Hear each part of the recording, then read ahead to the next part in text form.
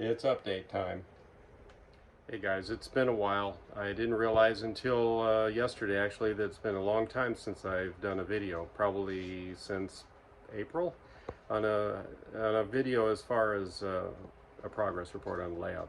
So I think it's due. It's been a very busy month of July. I've gotten a lot done, and let me give you a tour and show you around. Of course, we got to start with the train. These are the scale trains, gas turbine. I have the sound turned off right now. Honestly, the sound system in this, it's pretty obnoxious with that jet powered turbine, so it's just better just to leave it off right now, especially while I'm doing this video. Okay, so thanks to Serenity, this area has now been cleared. The cattle pens, stock pens that I had built have been removed because she decided to basically return it to kit form.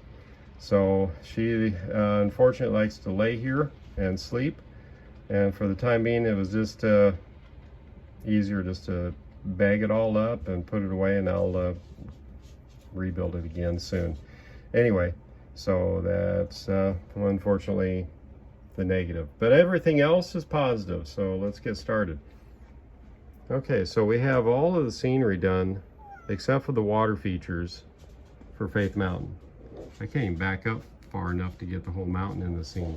I mean, it reaches all the way until it almost touches the ceiling, about 6 inches from the ceiling. Built a bridge here. That was one project that I managed to get done not too long ago. And I bumped my elbow. And then I have another bridge I built over here. These are kit bashed / scratch built from Walther's girder bridge, or also microengineering plate girders. So the concrete abutments and piers are scratch built. I use that soft foam that you get at Hobby Lobby that for plants, at least fake plants, and it works pretty good. Let me show you what I'm talking about here.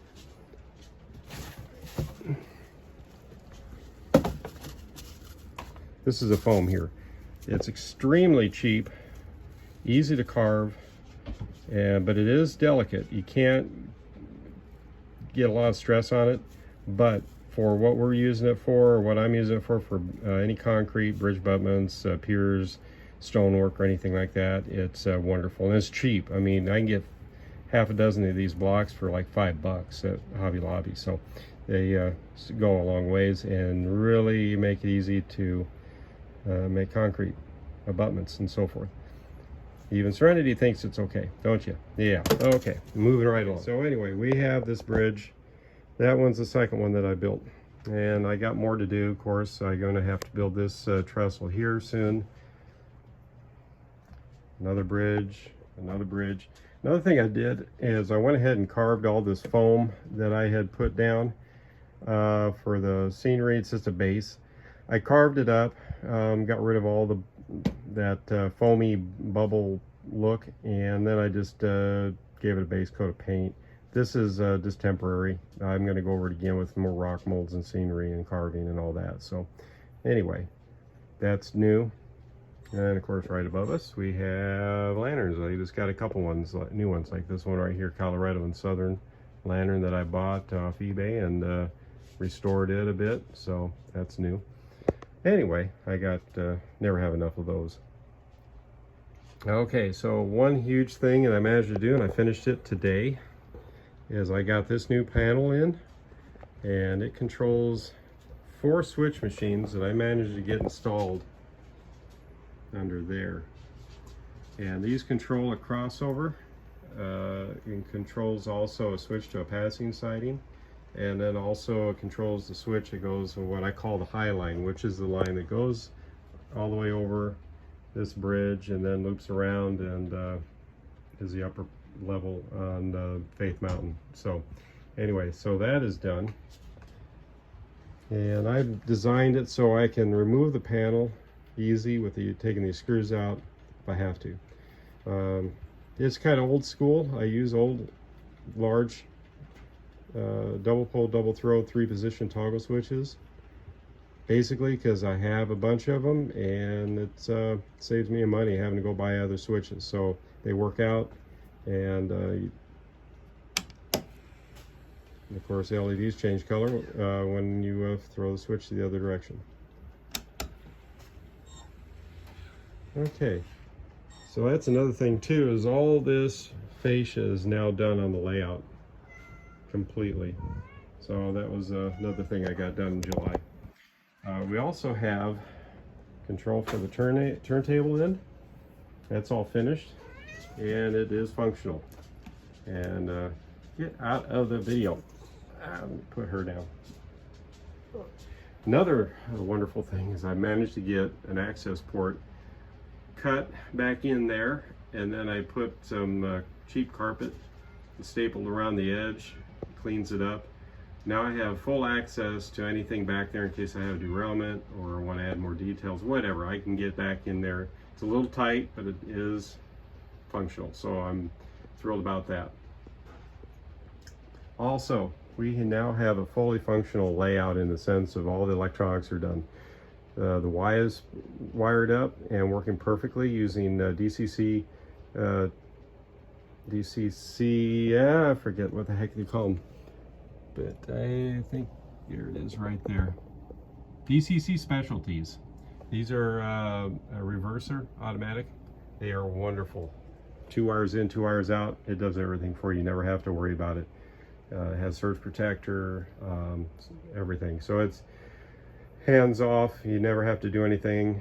And so now that is functioning. So every stretch of track on the layout is now operational no matter what direction the trains are going.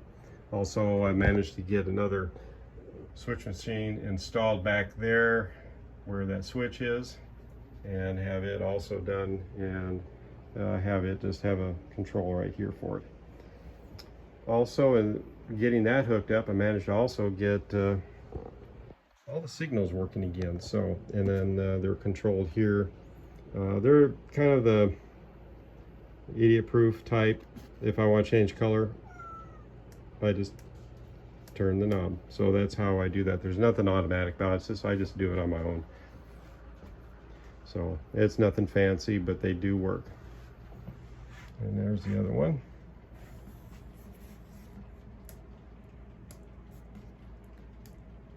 So just throw this dial on that and change the colors. Okay, let me think what else.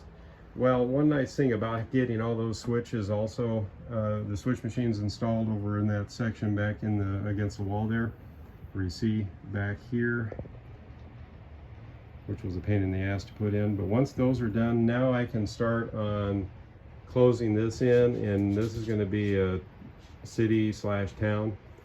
So now that I have all the wiring finished and all those are functional and working perfectly, I can go ahead and do that now. So that's another neat thing I'm able to do now, and I'm happy to get this far. It's been a long road.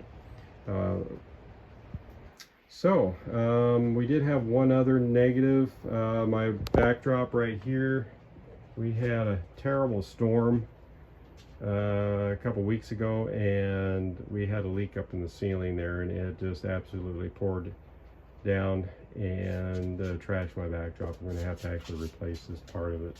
It's all wrinkled up and water damaged. We have a door upstairs, and we had like 80-mile-an-hour winds blowing rain sideways, and it just came through under the threshold, got onto the floor, and then of course it just found a little hole in the floor and managed to pour down onto the layout. So right now we just basically have to wait until someday when we get an addition built on that section where I won't have to worry about it anymore. And hopefully we don't have any more storms like that. There's probably 1 in 100-year storms, we hope, anyway. Okay, well, that's basically about it. I'll pan back. Here you can see Faith Mountain. The only thing left I need to do on this one basically is finish this river here and pour the water. And that's the last thing that has to be done here, other than maybe a few extra details and so forth. So anyway, that's about it. I hope you enjoyed this video. Share and like, and I'm going to try also to get more of these out, but it'll probably not have another one until I get back from Colorado in September. I'm going to the National Narrow Gauge Convention, and so if there's anybody that's watching this, you're going to be there, please come by and say hi if you see me. So anyway, take care, and we'll see you soon. Bye-bye. Oh, all right. Are you going to say goodbye? Are you going to say goodbye? Well, good. All right. Take care. Bye-bye.